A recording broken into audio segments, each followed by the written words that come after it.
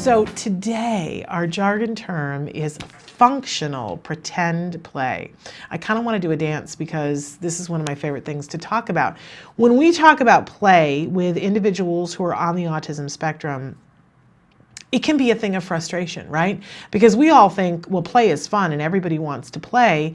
And yet we see that individuals on the autism spectrum don't necessarily have that same feeling about it. And that's where we have to start. We have to remember that for some people on the spectrum, what we consider to be play, they consider to be work.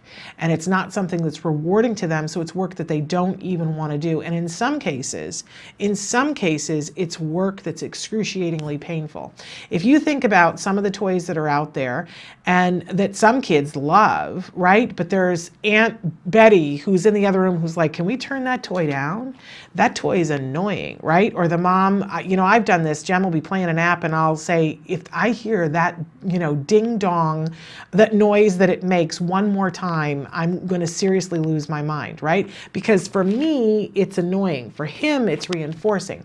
Well, what if it was the flip, right? For some of our kids who are on the autism spectrum, those toys that make noises and things pop up that other kids like are frightening and disturbing and upsetting to our kids, because our kids tend to have more sensory issues. So it's really important that we get a grip on what do they like, what don't they like, and how can we build play skills so that they will enjoy it. We don't just give up and go, that's it, they don't like play, we're not going to do it. No.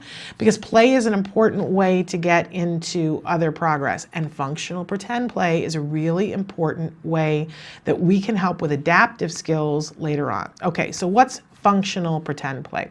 Let's go to our actual definition.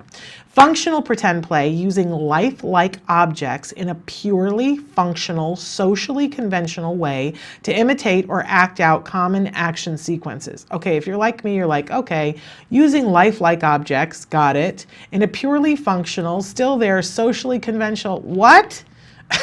Like, why did we have to take it there? What does this all mean? Let's move on to our working definition. We'll make it all crystal clear. It's not coming up.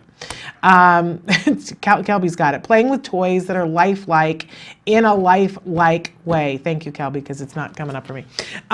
Okay, so you go into a toy store. Let's say you go to Toys R Us, and they've got different aisles that feature different things, right? There's always one entire aisle that is devoted to functional pretend play toys. A lot of people think of it as a girl toy aisle. Oh, no, my friends. Not just for girls, for all of our kids who are on the autism spectrum. It's the aisle where you're going to find the play kitchens. That's why everybody thinks it's the girl aisle. But who are the greatest chefs in the world predominantly? Are they men or are they women? I would say it's at least 50% men, right? So there we go. My iPad is caught up with us now. So yippee. So we want for our boys to learn their way around the kitchen, right? It may not be your favorite thing to put in a pretend kitchen in your home if you have a boy who's on the autism spectrum. But if you go to a preschool or any kind of a kindergarten, they all have a pretend play kitchen because they're really good for our kids. It's a way for them to practice without failing for the things that they're going to do later on in life, right? And that's what functional pretend plays toys are all about. It doesn't have to be a kitchen.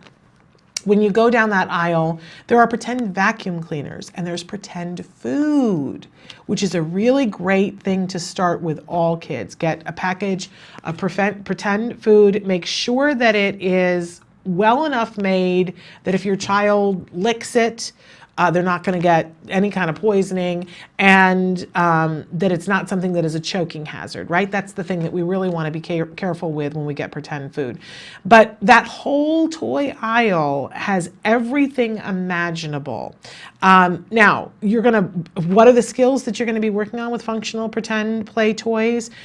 Well, it's the beginning of imagination. We're going to talk about this later on in the week. It's the beginning of imagination because they've seen someone in the house running the vacuum cleaner, right? So they know what the motion is of running the vacuum cleaner. And imagine, so you're running the vacuum cleaner and your child's got their pretend vacuum cleaner, and a lot of boys on the spectrum are a little obsessed with vacuum cleaners, so don't assume it's not a boy toy. My son would have loved a pretend vacuum cleaner. I didn't know enough back in those days. I do now. Okay, so you're vacuuming and now they're vacuuming next to you and they're imitating what you're doing. They're practicing being a grown-up, but they're imitating, which is one of the big skills that's going to help them with all learning through imitation. Okay?